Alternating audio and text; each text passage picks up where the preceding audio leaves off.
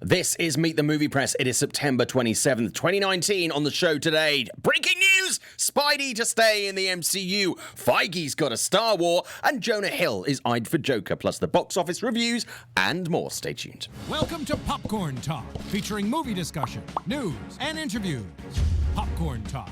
We talk movies. And now, here's Popcorn Talk's Meet the Movie Press. This is Meet the Movie Press. It is September the 27th, 2019. My name is Simon Thompson. You can find me on social media at Showbiz Simon on Instagram and Twitter, and there is a Facebook page. This is Simon Thompson. A lot to get through on the show today. Nice to have some breaking news before the show for a change, which is good. Joining me on the panel today, Scott Menzel. Hello, how are you, Simon? I'm good. Very busy.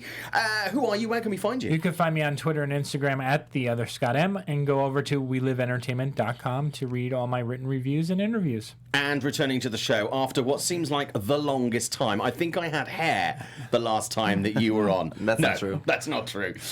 Justin Kroll. Hey. Good week for you this week at Variety. Good to be back. Yeah, it's busy. Yeah.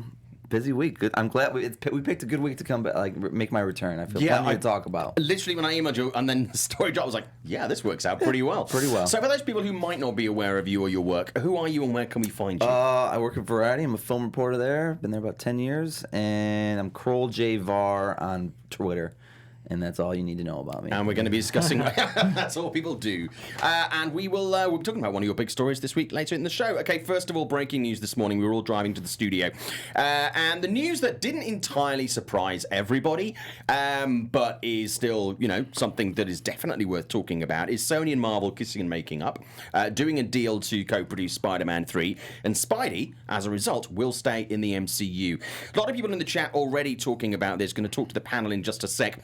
Hugh Jennings, Simon, what a tangled web they weave. Yes, Sony Marvel back together feels nice and all, but I really enjoyed Venom, Spider-Verse, and less the MCU Spider-Man. Marlon's in the chat as well. I agree. Spider-Man 2 was fantastic. And Yash saying these new ones feel like Disney Channel, Hannah Montana, Wizards of Waverly Place, cutesy type shows, and less than a movie. And Zeno Out just says Kroll. So he's very happy to have you back on the show. So first of all, Justin, let's go to you on this first of all.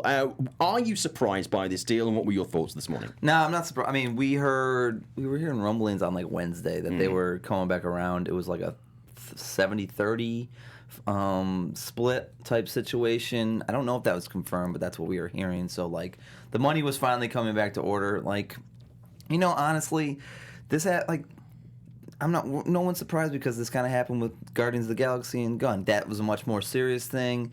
They, kicked him off for his previous tweets on Twitter that were dug up, that were not very in good lights. Then Alan Horn said, I'm not bringing him back. And then 4 months later, he's back on. And to me, that was like Disney kind of succumbing to social media outrage mob a little bit. Sure. And I felt that, and with this one, it was money. It was like, clearly people were more mad about this because obviously Spider-Man,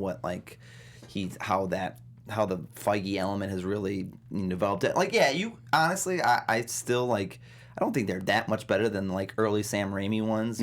I liked the Amazing Spider-Man, the first one with Andrew Garfield, but these ones the continuity and all stuff. So people are probably happy, but at the end of the day, I don't think anyone's super surprised, especially the three of us, that this ended up happening. No. I mean, really, as you say, it was about numbers. It was 25% that they were asking for, even though Disney already still own all the rights to those Spider-Man merchandise. It was that 25% deal. It was getting that 25-25 to really make it work. A magic number, it seems, though, Scott, that it was the inevitable, but it still did make a difference? Or was it completely irrelevant, do you think? No, I think it always comes down to money, let's be honest. That's just the way of the world. Business? Hey, that's the way it is.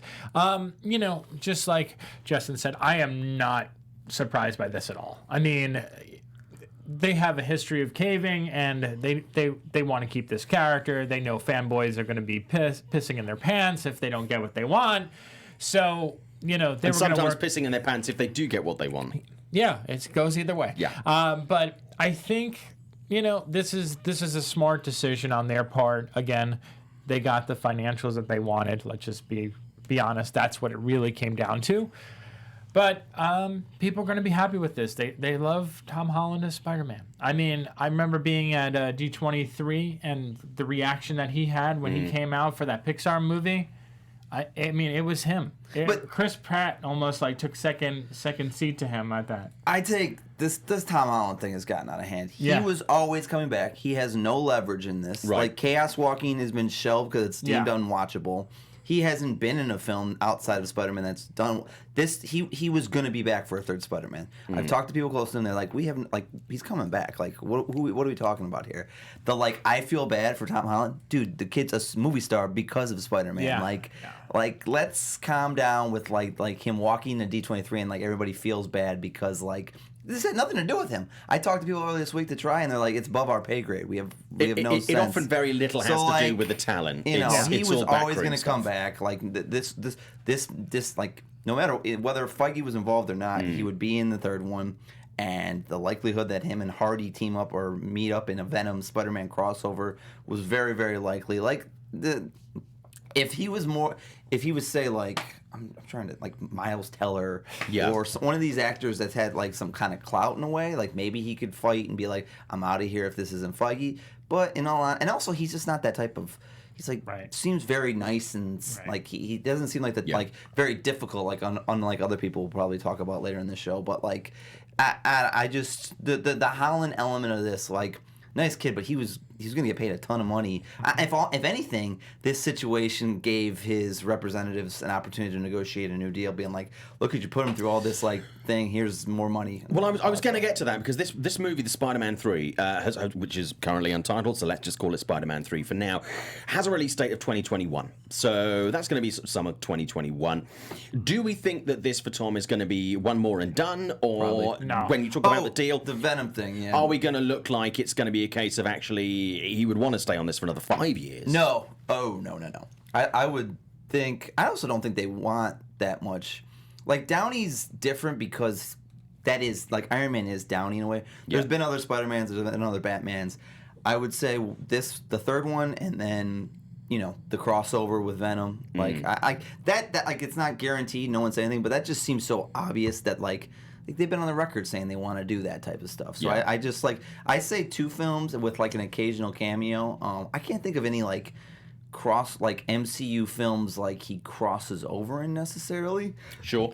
Can you think of one off the top of your head? Like I don't see him in the Eternals. I don't see him in like Shang-Chi or maybe whenever the Captain Marvel or Black Panther. Like there's no like I could see potentially Black Panther or maybe. But like makes no sense. He's never had interactions with Chadwick the whole time. Do you know what? I honestly don't think that matters in the MCU in this day and age. I do. I think do you think so? Oh yes, really? Absolutely. They like team these things up to have the crossover element. Like they just aren't gonna like that's not Feige's MO to just randomly shove someone in there because. Oh no! I mean, obviously, if they're planning these movies and they do 5-10 years in advance, then they will have an idea of it. Yeah, I just think like him staying like we're just getting one more produced by Kevin Feige film. I can in my mind can't visualize like they're definitely not gonna, Shang-Chi and Eternals and Black Widow your next 3 films.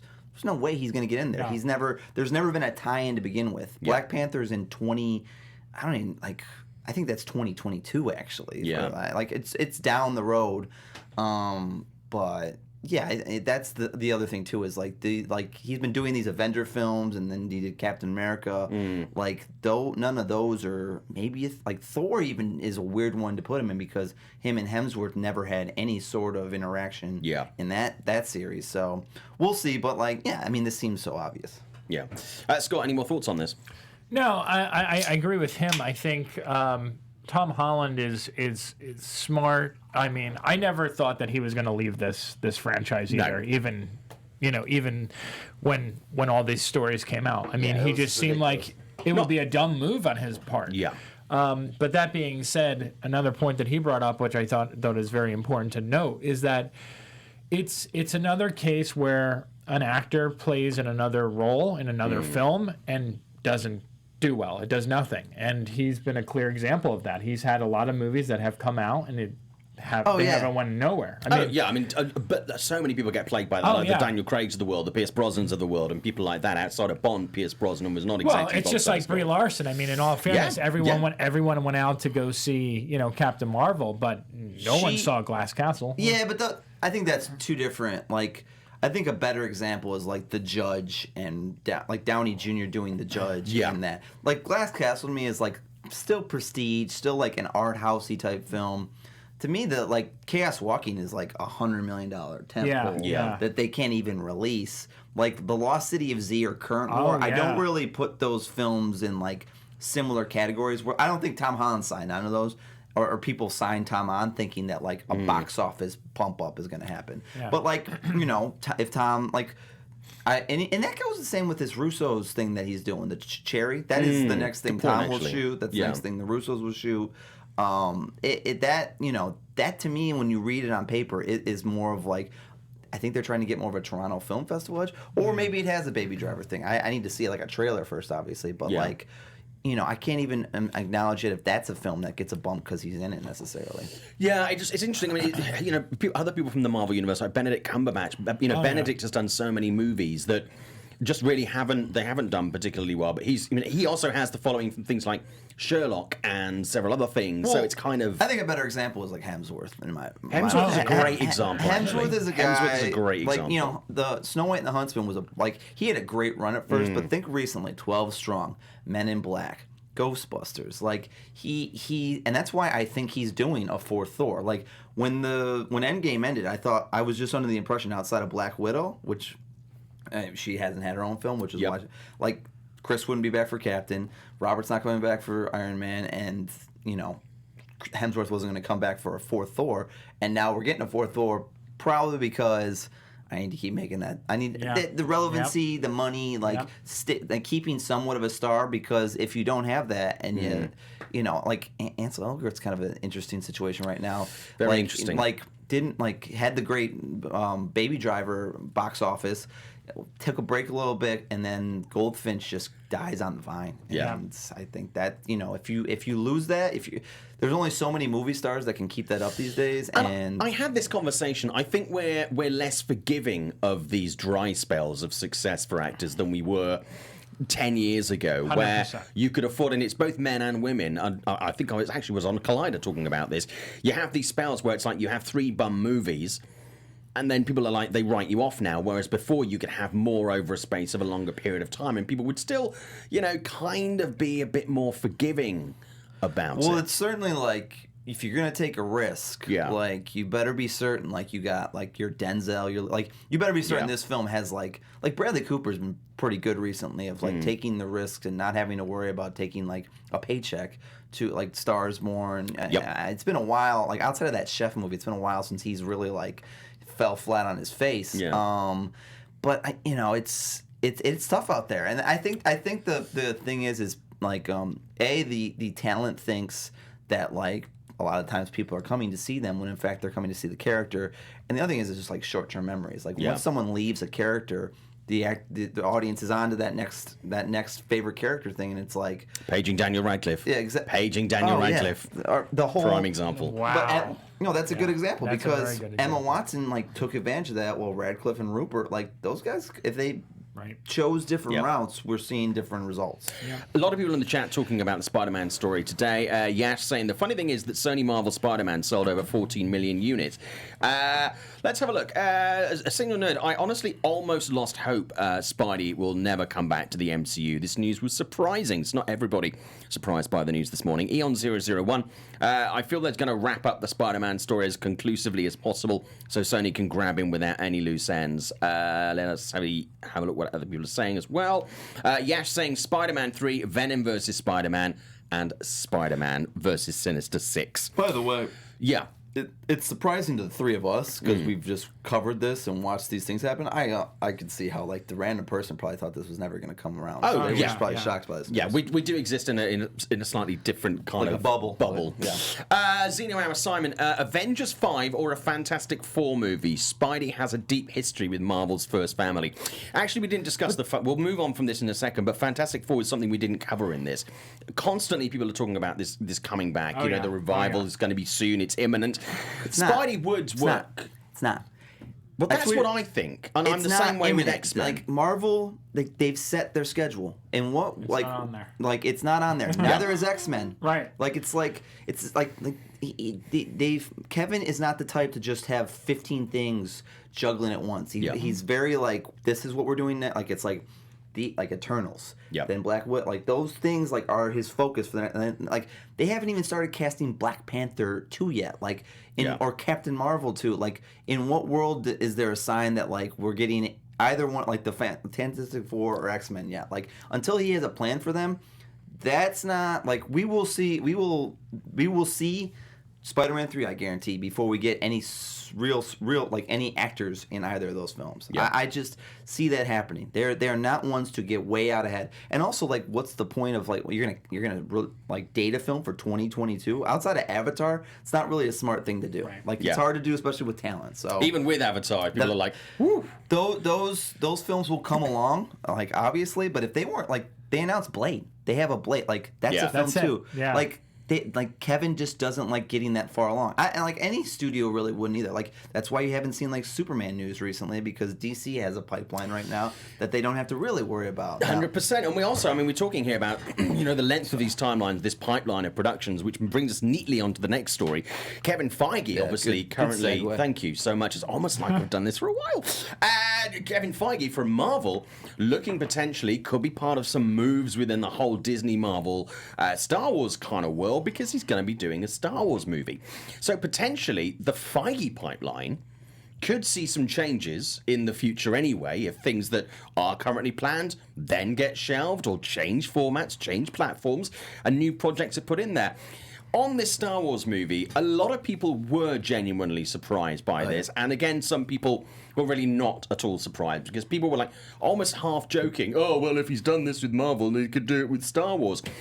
So again, Justin, first of all, your thoughts on this news this week. First of all, on the Star Wars movie with him involved. Fascinating stuff. Yeah. Timing wise, didn't really say anything like. Yeah, I mean, obviously because again Disney owns both Lucasfilm and Marvel. Like, they're obviously it's not. I guess you could say it's not that big a surprise, but it is unique just because. The one thing it says is it's like, all right, right now we have a Rian Johnson series supposedly being developed. Yep. The next one is supposed to be by Benioff and Weiss, the Game of Thrones creators. That is.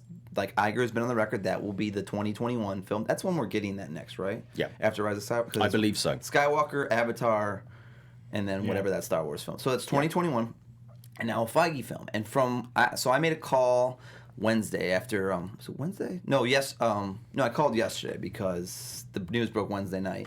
And I just asked someone close to the situation. I was like, is this related to Benioff and Weiss? Like, we're talking about an actor he supposedly approached, and according to that person, like, from what I understand, this is not the Benioff Weiss thing. Okay. So, like, all right, so it's pretty clear, like, Disney only wants to do one of these a year. Yeah. Because Star Wars is not like Marvel. Internationally, it doesn't do as well. Solo, the last one they did, it made, $400 million is still a lot of money, but, like, that film is expected to make $1 billion. Yeah. Cost a lot. Yeah. So it did lose money from what I understand.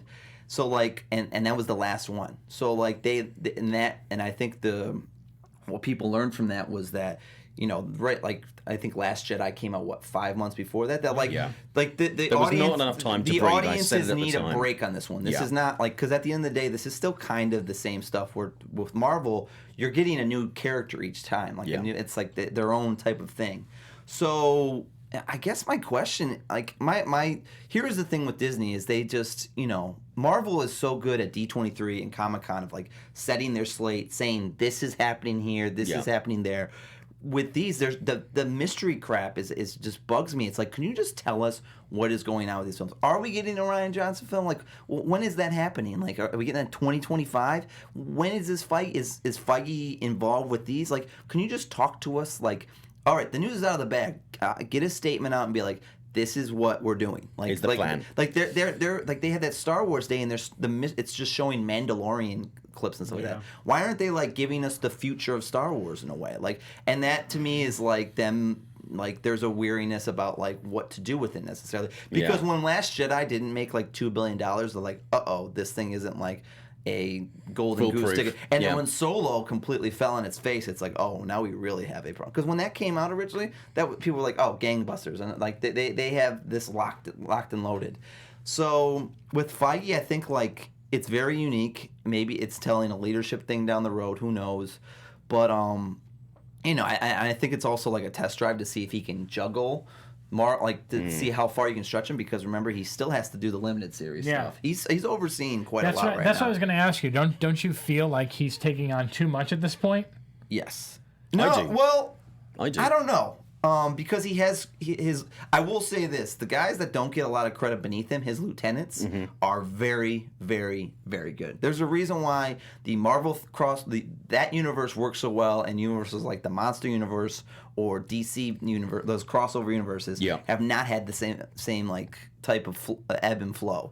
So those people beneath him, while his name is there, like the people beneath him have done a good job of like keeping everything on track. So maybe that's the case, and I feel like there'll be some TV showrunner types. Like, while he's spearheading it, there are actual showrunners on each of these limited series. But it will be interesting. And again, he is co-producing with Kathleen Kennedy, so like there is a way to help a little bit. And we'll get to Kathleen in just a little bit. We'll get to Kathleen, because obviously there has been rumors of moving around in that. But before we get on to that, Scott, what are your thoughts on this? As probably the only person on this panel who's not the biggest fan of Star Wars, I feel the fatigue. And I think, like Justin pointed out, when I see a Marvel movie, just like when I see a DC movie, I see different stories. And there's like something original and different about them. The Star Wars movies, even though they focus on different characters, just feel like more of the same. And the problem that I know a lot of people had with The Force Awakens and Last Jedi is that, it takes too much from the originals, doesn't take enough from the originals, blah, blah, blah, blah, blah. And they spent so much money acquiring this property from Lucasfilms. It was a big deal. It was like probably one of the biggest deals that they have ever made. And to kind of have that prized possession right there, and then seeing these numbers not work to their advantage is nerve-wracking to them. And I think, unlike Marvel, where they have Feige and he has such a plan, and I mean that he's so right on the money. It's like he's a master at planning things out, and he knows exactly what to do. Like, people are like, there's no Captain Marvel 2 news or stuff like that. He's not there yet. He's working his way on that. The Star Wars people, I think they originally they were hoping that they can turn it into a Marvel type thing, and then they realized that they can't.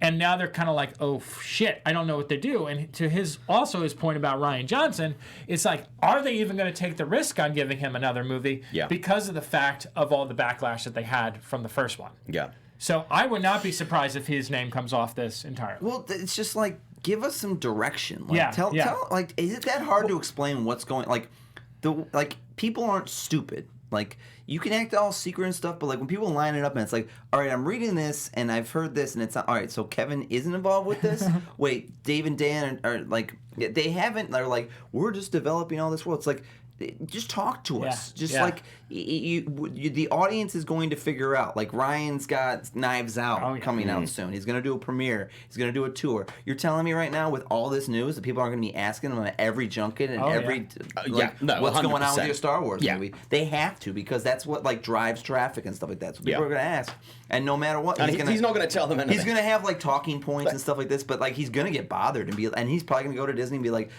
guys, are you going to tell me, like, explain what's going on? Because I don't think anyone knows. Like, chuck out a little nugget somewhere. It's just crazy how, like we said, Kevin is so good between Comic-Con and D23 of, like, putting that image up of what's coming. And Disney does that, too, with, like, their, like, live-action films and Pixar. Like, what is so difficult about explaining what these things are? I know you say they're in development, but, like, the bottom line bit is more meat on you've the told bones us there's then. only going to be one of these a year. It's not like live action and Marvels where you're going to do multiples.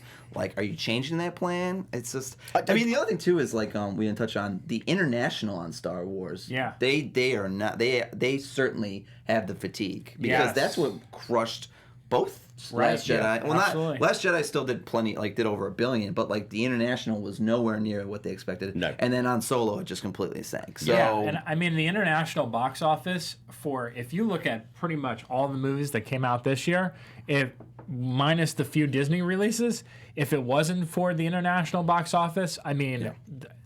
The industry would be doomed. Oh, At this- 100%. I bet We're just- seeing more of a 60-40 split as a standard, and sometimes even, more. Even surprising films that like you wouldn't expect to do well overseas have done better overseas than they've done here. Yesterday was kind of 50-50, but like the way that number, like yesterday was like in my mind the overwhelming hit of the year, just because like Danny Boyle never did over 50 outside of Slumdog, and then the international did as well. That was like, even those, like, Once Upon a Time relying on that China money to get over 400. Hobbs and Shaw, like that film, another great example. It should have been a slam dunk, 200 million, probably like is going to be struggling to get there, but at the same time, the international is closing in on 800. So like the fact that Star Wars is even it. It's a perfect example. It's another good one. But actually. I mean, look how much that is. It's more already. Yeah, I mean, the problem is for the 4 in this time around, it dropped a lot because I think it was close to like 400 or 300 each last time. So. A lot of people, you're absolutely right on that. It's a really interesting point. A lot of people actually, when they talk about this, they don't really look at that. Saying The Mandalorian looks cool, but similar to Rogue One in a lot of ways. I don't have a problem with that. I get it, Scott, Star Wars overload. I mean, like, you say you're not the biggest Star Wars fan here. I'm absolutely, with both Marvel and Star Wars, I enjoy those movies when they come out. I look forward to seeing them. But if we never made any more of either, I wouldn't lose a moment's sleep. I'd be absolutely fine if Disney decided suddenly not to make any of those movies anymore and do something completely new. So I enjoy them, but I certainly don't. I mean, I was underwhelmed when I went to Galaxy's Edge. I thought that was my God, I think it's so fine, underwhelming. but it's not. Oh, it's nothing. Dimitri took me there, and he expected me to have some kind of like orgasm. Oh my God, this is amazing. And me and Ashley just walked through. We're like, okay. Yeah, this is nice. Yeah, I can see why people like this. But like, it's cool, but it was not. No, and that ride wasn't that great. No, that ride is not that great. No, it's no. I that Harry Potter ride is better. The one that's in Universal. Yep. Yep. But I mean, it's fun. But it's like, at the end of the day, none of this stuff matters. No. None of this stuff matters. Zeno, I was saying, Simon, I think the major star is Keanu Reeves. Good point before we move on from this, actually. That's a joke. Let me just say that right now. There's no major star. Yeah. That was such a lame thing. It's like major star for which film? Like, what are we talking about? And stop saying Keanu. Like, Keanu's had a chance to do 100 Marvel films. Keanu does what Keanu does. Like, stop with that. Stop with, like, the major star thing was the lamest thing in that piece, because it's like, oh, really? He talked about a movie that we don't know when it's coming down or where it's involved with, but they have a movie star already? Tell you who I think the major star is. Lee Major. Yeah. Off of The Fall Guy. Is he still alive? I don't know. Awkward. Okay, let's move on. Staying in the comic book realm very quickly. Everybody's got an opinion on the Joker. So let's talk about this. There was a news that came out yesterday about LAPD going to be boosting visibility for Joker opening weekend. For fears of someone doing something stupid. Again, people continually try to tie this to what happened at a screening of The Dark Knight in Aurora, which had nothing to do with the Joker. That was something that was put onto it afterwards, and it had no relation to it whatsoever. I honestly don't know how I feel about this, because you and I are both going to the... Are you going to the Joker premiere on Saturday? We're all going to the Joker premiere on Saturday. Yes. I didn't have any concerns about my safety. And premieres are very well regulated. Let me be abundantly clear. That's going to be absolutely fine. I hadn't thought when I go and see this in a regular movie theatre about my safety being endangered at all, until you start talking about LAPD upping their presence and other police forces upping their presence at these public screenings, which I mean, it's a catch-22 situation, because if you don't put anyone there and something happens, then it's like, why didn't people see this coming? But if you put people there, some people, if they are considering doing this, might actually see that as a challenge. No, I disagree with that. Do you disagree with that? Big time. Why is that? Because, like, I just, like, it's like going into an airport. Like, you just, like, when you know the security, you're just not going to do as much. Like, you think they're, like, unless they want to do, like, suicide by cop, like, I just think it would be, like, I just don't. Why do you think it? Why like a challenge? Like no, the only like when people are bringing these mass shootings things, like people aren't like necessarily walking into a police station necessarily. Yeah. Like, no, like if you're going to like a festival where like the security is down, but people do or these Walmart. things. But people do these, and we have had an increase in people who are testing the ability to get close. The guy who decided to walk into Costco with loads of guns to try it out. There was a guy the other weekend, I think it was a Walmart, who decided to take his gun in there just to kind of test. And I'm like, I just don't know. We appear to be in a really weird situation where people are boundary testing, and there's almost like natural born killers where people doing things to get a notoriety.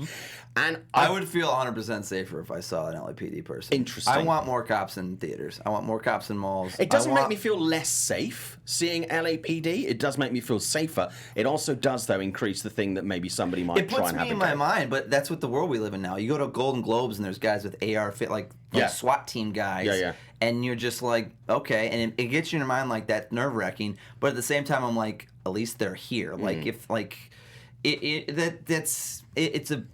sucks. It's the world we live in now. Like it's a shame that we have to get here. It's obviously a guy could walk in at any time. He could walk into a screening this weekend for Abominable and do it too, or like. You know, if they really want to cause mass killing, like it's not just the Joker. No, though, like I agree. From people that have seen it, like they've said there's something I don't know. There's some, like which for me is part of the reason of the fact that actually by putting these guys here for this film, I then do think you wouldn't do it for another film. But to your point, and I can speak to this because my mom was like this. So after that thing happened, that was tied around The Dark Knight Rises, my mom refused to go to a movie theater. I remember you saying this. She refused to go to a movie theater, which is ironic that the first movie that she decided to see in a movie theater was also an action movie called Rambo last weekend. So I thought that was really strange, but therefore she was so nerve-wracking to go into. She like I watched her when she was in the theater. She kept looking around. She couldn't like stay focused on the thing. She kept looking every time someone got up. She was nervous. When you have a movie with this kind of negative traction going into it, people who are on the fence about it are probably going to stay home and wait to see it on video. This won't stop me going to a movie theater. It will stop certain people. Sure. Now, it won't stop hardcore movie lovers. Yeah. But it's going to stop certain people. Yeah. Those people who are kind of like the casual moviegoer who now have this in their head, who sit at home, watch news all the time, and see that this story keeps happening over and over again. And now the fact that the National Guard and all these people have the come out, stuff. that's going to scare even more people away. While I do feel safe, as he pointed out, with cops being in theaters and malls and wherever, because we live in a crazy, fucked up world, I do have to acknowledge that that's the world we live in, but to make it so aware and why it's coming down on this film, and I wanted to tweet this out earlier, and I'm just going to say it here. Okay. There's movies like Hotel Mumbai that I loved, but are terrifying. And those are real world events, based on real world events. Where are these reactions coming from movies like that, where terrorists can go in there and see how they can take control of? My point, the idea with that is like it's just not as big of a like the film itself is not as publicized. Like that film, like people didn't expect me to be able to go there in general. Like it just wasn't on as many people's radars. This film, like it's a big DC movie. It's tracking huge, and what I think doesn't help is like when you have people at these festivals who are literally like, I don't want to call anybody out specifically, but there were people I saw on Twitter that just brought up, how this will incite things. They were literally doing that at the festival. So like when like that is part, like, that's why they chose to do this, because it was a snowball effect. You had 3 or 4 people on Twitter say this, and it got picked up, and it just kept going and going. I saw those trailers, and the original trailers, like, people were like, this is one of the best trailers I've ever seen. All this stuff. Not one time did people, like, talk about, like, in the inciting of violence or what this could do. It was never brought up in the green light process. It was never brought up in production when that was kind of, like, Joaquin all over New York.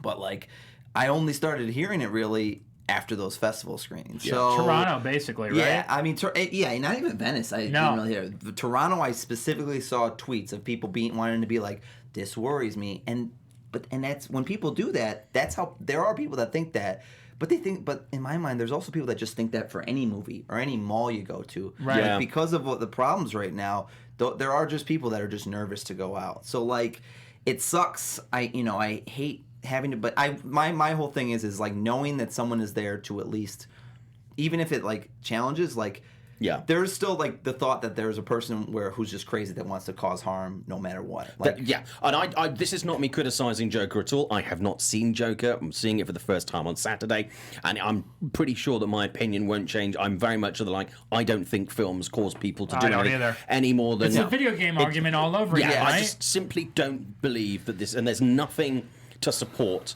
that these kind of films with violence in them cause people to do violence. Yeah, I just think if very anything, little it's no less about evidence like of that. the movie. It's just like a person realizing this is a place where people are going to go that doesn't have like that. It has nothing to do with what's on screen. No. It's the place they're at. Like, and my point is the fact that these people who are unbalanced and would consider doing something like this, they could or would do it at any time if they flip that way. I just think that sometimes when we do things like putting cops and stuff in these, they just see it as, like you say, death by cop, or a bit more of a show, a bit more of a spectacle, a bit more of a look at me thing. And like I say, it's not going to stop me going to the movie theater. What's the difference from that when they say there's like security is going up at a award show? What's that though? Come on, people see these things as a challenge. But like there trying hasn't to get past security and stuff like that. Yeah. But Simon, my point is like people trying to take guns into Disney World just to see if they can get a gun into Disney World. But has there been a shooting there? Is my thing. Like at an award show when they do one of these stories and say security really amps up. That's my thing. It's they are prepared. Like, you have to trust the people that are doing this, that they're like trained to like. I agree, but I do think having a cop in a movie theater is very different to having the level of security that you have at an award ceremony. No, but there's cops at, like, I just was at what was that? At Astra, there was a cop with a SWAT team guy with a bomb dog walking around. Cops are always at these things. Yeah. They're the ones stopping traffic and stuff. So, like, not the guy that like does the security walking into the actual screening, but there's actual physical LAPD at these things. Well, I mean, I do appreciate the work that they do, and it certainly won't feel me. It won't make me feel less secure by having them there. I just think potentially there are individuals who might see it as more of a. Oh yeah. So it is not a criticism of the film, and it's not a criticism of LAPD. It's a criticism of the fact of why we can't have nice things. On the film, though, I want to say that the WB team needs to stop telling these people what to say, because they're making the situation worse. That's the problem too. Is like my God, these statements that are coming out, what Todd Phillips and like Joaquin are saying, like it's just like, oh guys, please stop. You're just making it worse. People behind the scenes being like, what should we say in this point? Like, how do we react? It always has to be a reaction. Now I actually like Joaquin walked out of an interview recently. Oh yeah. Oh, I actually like kind of like. Applaud him for that? Was with him a little bit because it was like, what are you talking about, man? Like, I mean, I was in Gladiator. Like, I was in The Master where that guy was mentally unstable. Like, what did you think? Like, what do you think I'm doing here? Yeah. Was there a video for that? I just read the transcript. It was just transcript. Which I'm also like a little iffy on how that all went, because I want to hear how the question was asked. Was it like a gotcha thing? But like, that's the stuff where it's like, in those moments, I'm with like Joaquin more or less, but like behind the scenes, the PR statements are not helping the situation either. So. No, I mean, especially when Todd Phillips came out and like now it's like, oh, the extreme left and like this kind of stuff, and then the John Wick comparison, like I just and then as a white guy saying something about other white guy films, like. You can tell like they've been prepped and trying to say these answers. It's a forced answer. It's a forced answer, and it doesn't come off as natural. I saw when he was at the Toronto International Film Festival after the second screening. Yeah. He literally stood around and talked to a bunch of people about the film and had a lot of interesting things to say about the movie. And I think also my big problem is all these reactions are coming out of people who haven't seen the movie. Yeah. Which I have a much different take, having seen this movie twice already. I think there's a conversation to be had about this film, but the way that people are handling this right now, it's just not right. There are plenty of movies that this acclaim can be labelled and levelled at that come out every single year and have come out and are still readily available on streaming platforms and, you know, at your local Best Buy or whatever. And it goes to show you too, Simon, is that, you know, in the 70s and 80s, when we had movies like King of Comedy, Taxi Driver, Network, where they were really risky and bold films. Yeah. You know, there wasn't this kind of level of backlash that you had. But now, that's I know, but now you didn't I have know the internet back then, I know let the time alone- has changed, but it shows almost how much of a negative impact all this stuff has had in a lot of ways. Just also shows like that just shows like it's good those films came out then, because we probably couldn't have a lot of those films come out today. Right. Like, it's But just, also, when you look it's at a these bummer. movies, it's like, okay, even if you want to claim that these movies can have an effect on somebody doing something, how many people see these movies and how many people actually do anything as a result of seeing the movie? Right. And how many people do crazy shit on a daily basis without having gone anywhere near these movies? We're jumping off topic. So it's but there you go. That's the point. A lot of people in the chat obviously have an opinion on this. The discourse around Joker is draining. This is coming from Zeno Hour. Fiction doesn't inspire violence. I don't know. We've seen religious texts. Bartholomew O'Mac is back this week. I've seen some of the same from film Twitter say Joker, a loner, mentally ill mass killer film should be avoided, while praising the new Tom Ripley show, Loner, mentally ill mass killer. He's odd. Yeah, I mean, you know, it's an That is a inconsistent. TV show, It's so a TV show. It's an inconsistent argument. Yeah. But yeah, I mean, but also you don't have to go and see Joker if you don't agree with Joker. Yes. you Yes. don't have to go and see it. That's the thing, absolutely too, fine. is, like- things can exist that you don't like, but they can still exist. Yeah. That's just the way that it is. Yash saying in Toronto, half my movie theatre is filled by turbans and hijabs and not one bomb threat alert. The media needs to relax in the US. It's like they want it to happen. Yeah. Absolutely. Anthony Simon, being that you're from Britain, do you remember the whole Stanley Kubrick and Clockwork Orange situation? I do. And I also remember the whole thing over The Life of Brian and, you know, when that was banned because it was blasphemous. And it's like, this is art. All cinema is art. Some of it's shit, but it's all art. And it's like, if you don't like a film, don't watch it and be outraged by it.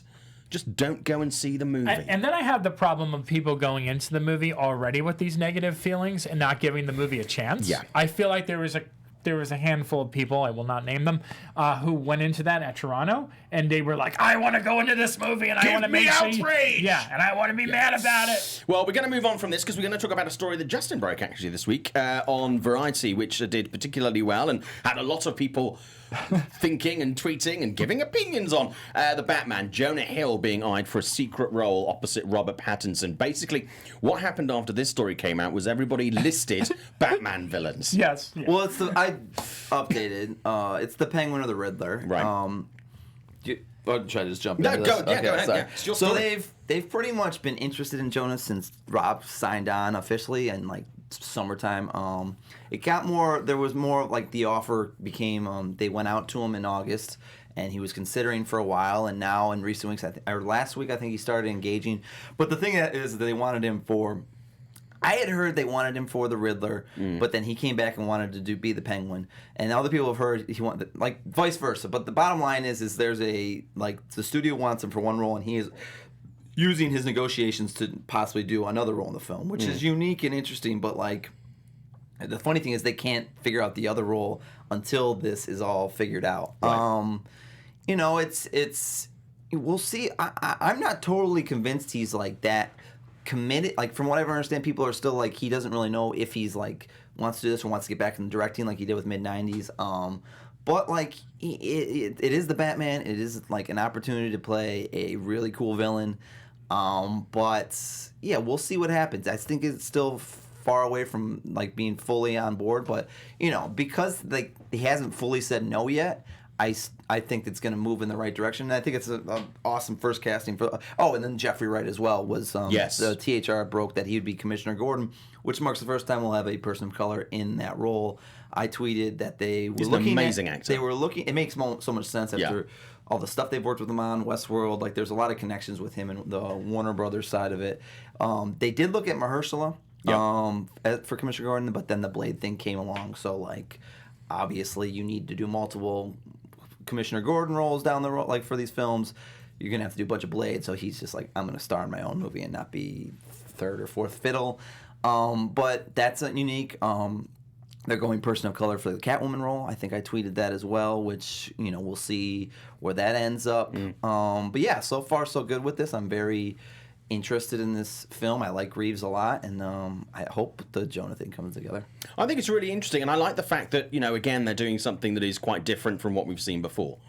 It isn't, because I feel like when people started hearing the characters, Jonah was like fan cast all over the place. So but previously it was very much a Josh Gad's kind of like fan casting. Hold on. A lot of people were fan casting Josh Gad as because Penguin. Josh Gad was like Gad was like Tyrese Gibson trying to get the Green Lantern. He's like auditioning for the public, and then they're like, oh, Josh Gad, he's like that, he's perfect. It's like. I think Josh is great and all, but like I don't think he in any way was ever like a front runner. It just he was for whatever reason like flailing the flames on that. I always thought that was very odd when people do that, like because like. Do you mean like Chris Evans in a Star Wars movie? Well, that's a little different just because it's like Chris being kind of funny. Like Josh would like that's one tweet Chris does like as a joke. Josh like was doing this consistently, and it was just like, all right, man. Like, I don't think Warner Brothers likes to be like out in public about who they're meeting with on these films. I actually know that for a fact. So to do that, I don't know if that helps. But to me, like Jonah also seemed like a guy that they like had grown in there. Now, like that's kind of like I don't know if that's a good thing because it's just like he's kind of chubby or like that, like it's like his body type is why he'd be a good he chubs Penguin. and de-chubs. Which, by the way, he does. Very much. Yeah, so. he's lost and going back and forth, and I think he's back to being skinny again. So like, it's like to me, it's like that's not cool fan casting because from what I've also heard, like, I mean, did you watch Gotham? No. Those guys, okay, on Gotham, the Penguin and Riddler character is super skinny. Oh, yeah. From what I've heard in this, like, there is no, like, body type thing. It's just, like, they will be the Penguin or Riddler with their name, and they could look completely... That's why we're having Commissioner... the first person of color for the Commissioner Gordon. Like, they have no... Like, you can look any way you want for this outside of, like... Pattinson still being brooding, I guess. So yeah, that's kind of the update on that one. We'll see if it comes together, but that starts shooting in January, so we'll get more and more of these castings pretty quickly. Over the next couple weeks. Scott, your thoughts on this? I know I'm the odd man out again. I as much as like Jonah I actually Hill, don't think you are on this. I think it was 50-50. Yeah, I did. Actually. I mean, Jonah Hill. He's grown on me a lot over the years, but there's something about every time I hear him speak and I see him in public and just have interacted with him, he just comes off as so fucking pompous. And and it really, really irritates me. Right. So when, Snyder pointed out about he wanted like $10 million, I'm like, don't give it to him because he does not deserve it. I think I said that originally. I've since talked to people. The money demand was not that crazy. I think the problem is like his team is being like because he wasn't talking. I think this like other people behind the other side of the table and maybe people closer to Reeves were like he wants all this money and they were just trying to like start a rumor that really wasn't. I don't think he believes he can get that. Like Rob's not going to get like a. You don't ever get a ton of money for your first Batman. He still will get more than like Downey or any of those guys. Like, don't get me wrong, it's still a decent payday for being in your first superhero movie. But like, I also don't like on the money situation. I think it was like kind of like because of how the process was going. Like, that's where it came from. But like, I agree. Like, he doesn't have that like the way he comes off on some of those things has not rubbed a lot of people. I just remember when he was doing the. All the campaigning for that mid-90s movie and just how he came across. Like, he was just like, well, me and Marty worked together and I learned all my skills from him. And it just came off like, oh, God, like, stop. The actor turned director thing. That was the problem with Bradley, too. That's why people think he didn't get nominated last year because when he was in those DGA screenings, it was like just... people who have done this for years are like, bro, like you've done one, like don't. Why don't you direct? Stay in your lane. Yeah. Well, it wasn't a stay in your lane. It was more of like he acted like he was Eastwood and Jonah acted like he was Marty. It's like that's not the case. But yeah, I actually got the sense that like there was that feeling. I've had decent interactions with him. Like I there was a little bit of a bad like. I also feel like when you're doing certain things, there are times where you're having a bad day. Yeah. And like if that happens on a day you do an interview or a bad interview that you just had beforehand. You know, but I've talked to multiple people who've had the same kind of interaction. So that's always how I have to check something. That's a lot of bad days. That's fair. Yeah, because I feel like I've went in that because I've had horrible. I haven't had very few horrible interviews, but the few that I have, I've talked to other people to see like if it was me, if they were just having an off day, and it's been interesting because most people have said like, no, that's just the way that person is. Yeah, there was one person recently. I didn't interact with him, my colleague did, and it was at Toronto. Like, God, this guy's just an asshole, and I don't want to say who it is, but then like I asked other people, and they're like, "Oh yeah, that's the way they are." A question for you, Justin. How many villains will be in the Batman, and should we expect them to be casting all A-listers to fill these roles? And then we're going to move on from this. While I don't like I said, the money thing for Jonah won't be a thing. They're still going to be paying these people, so there's only so much money. But like, so Penguin, Riddler, Catwoman are the three names I have heard. There could be another one. Like he wants to do this like a detective thing where they're like kind of like mingling and they exist in this world already. I believe. So the Joker will not be in this, and there's no crossover element. So let's just get that out of the way. But who are people going to be outraged by? Well, it depends on. Do you consider Catwoman a villain? She's like an anti-hero type. So two major ones. I feel like. But at the end of the day, I don't think they're going like Discovery route. I think like this is they know what this is. They want like Dark Knight and all the Nolan ones had like high profile guys, and for the most part, like even Tom Hardy when he played Bane was gaining steam in the leading man category. Yeah. So.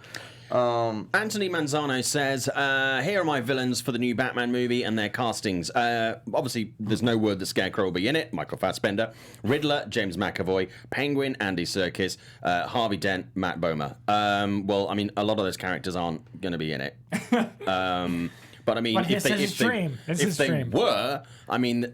they're nice visualizations, but there's no suggestion that any of those are I hate that like fan art stuff when like, we did fan art. It's like, in what world do you think he's gonna do that? Okay. Yeah. I mean, listen, some people are just bored, but like is like that. It's nice just, like, ideas, but these are not. Great. It's not. They're not going to be in the movie.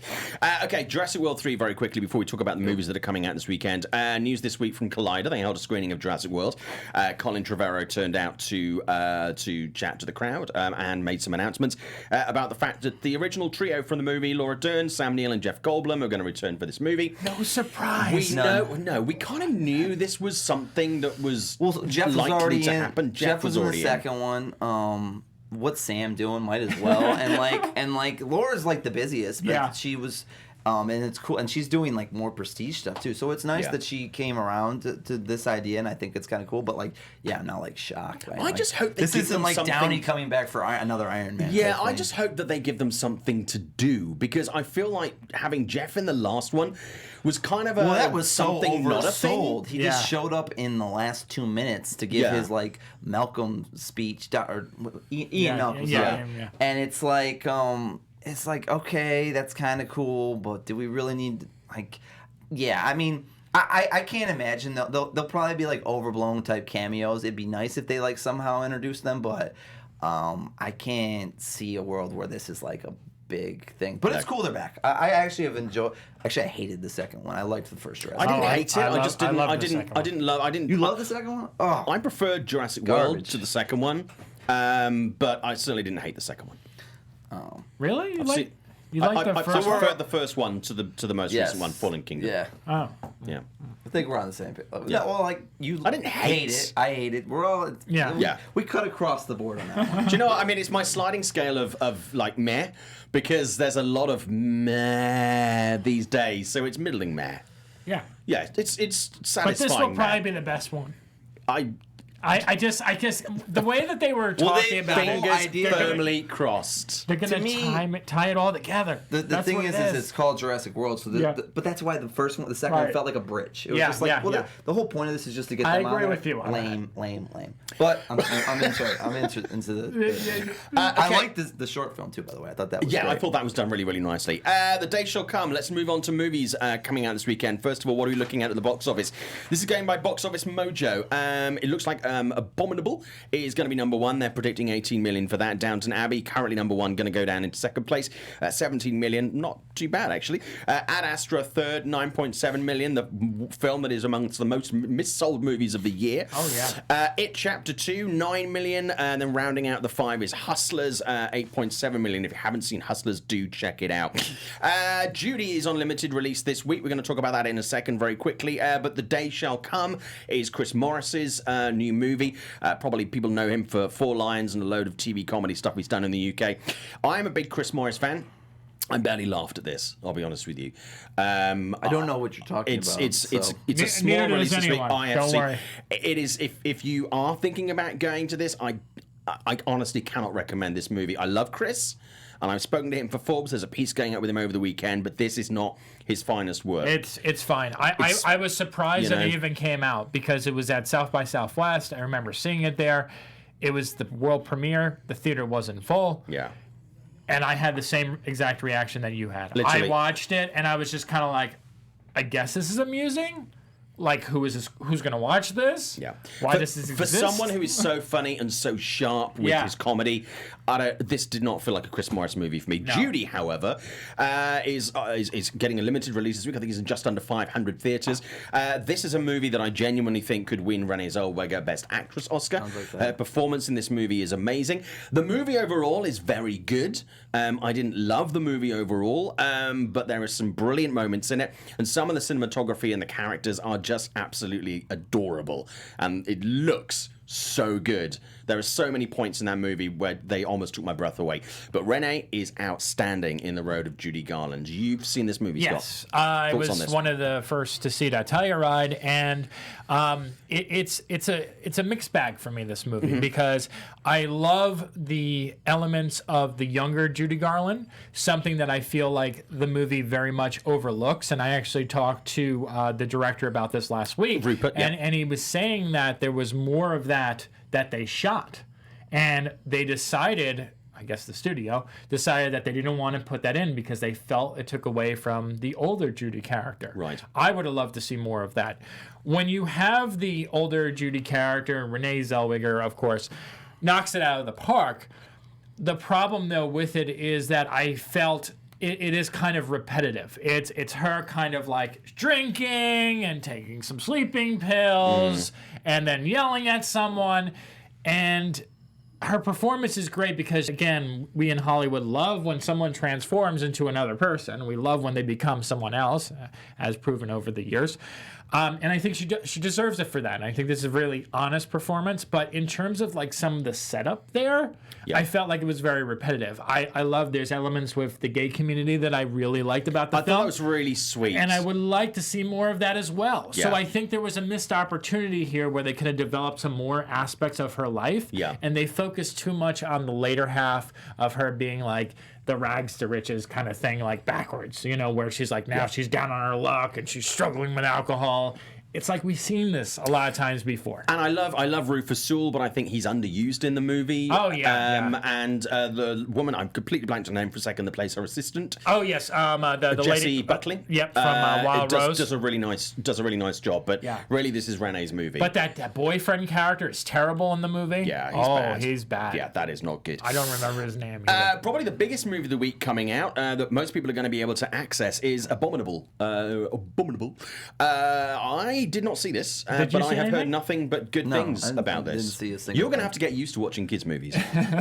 I'm not seeing Abominable. There's, there's plenty of movies from my days I'll show my kids. Abominable will not be one of them. Your thoughts on this? I really enjoyed it. I think this is a movie that deals with culture, and it doesn't do so in forcing it down your throat. I think it's very natural in the way that it presents these characters. DreamWorks this year, I know a lot of people, because Disney is that top tier and everyone always, like, they're the ones to beat.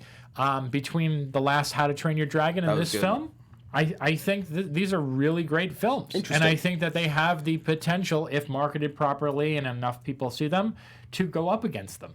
It's being pushed for awards consideration, which I was quite surprised by. The field is quite weak this year for animated movies. You can get nominated. Toy Story's going to win. Oh, Toy Story 4 is going to win, right, hands down. I'll But be amazed if that doesn't nominations win. are always a fun thing. It helps for your box office. So I think DreamWorks is aiming. Honestly, I think they're probably going to push How to Train Your Dragon more, because that has actually potential to fight off Toy Story. And they have the franchise I don't heritage. think it wins, because Toy Story is just a juggernaut. But and then Frozen 2. Frozen 2. Don't forget that. That's going to take a huge chunk out of the box original office. song right now. I'm calling that. Okay, I have not seen it. I have not heard that song. I didn't see the movie. I didn't see the movie yet, but they showed that song at D23, and that's a lock. Yeah, no, I'm 100%. super psyched about that. So we'll see how this goes, guys. A lot we got through on the show today. Really appreciate it. First of all, Scott Menzel, who are you? Where can we find you? Sure, you can find me on Twitter and Instagram at @theotherscottm, and go over to weliveentertainment.com. Thank you. Justin Kroll. I'm at Variety. Read my stuff there, and Kroll JVar on Twitter. A great and very busy week for you. So thank you so much for making time for the show today. It's been good to have you back on, and hopefully you'll come back on again. Yeah. We'll see. I like the spacing, but I'm a busy man on these. No, I know you're a very busy man. This is my second one of these this week. Well, you're very popular. Read I was on My Mom's Basement at Barstool. Robbie Fox's kind of nerd pop culture thing. That posts on Monday morning, so keep an eye out for that one as well. Awesome, dude. Thank you so much. Thank you so much for watching the show. Thank you so much for taking part in the chat. If it wasn't for you guys, there would be no point in us being here. So thank you so much. Like, subscribe, tweet, post your comments below. Always appreciated. But please, be nice. Nobody likes a dick. So have a great weekend, and watch some movies. If you're into Judy, check it out. It's probably my pick of the week. Scott's is Abominable. Yes. See you next week, guys. From producers Maria Menounos, Kevin Undergaro, and the entire Popcorn Talk Network, we would like to thank you for tuning in. For questions or comments, be sure to visit popcorntalk.com. I'm Sir Richard Wentworth, and this has been a presentation of the Popcorn Talk Network.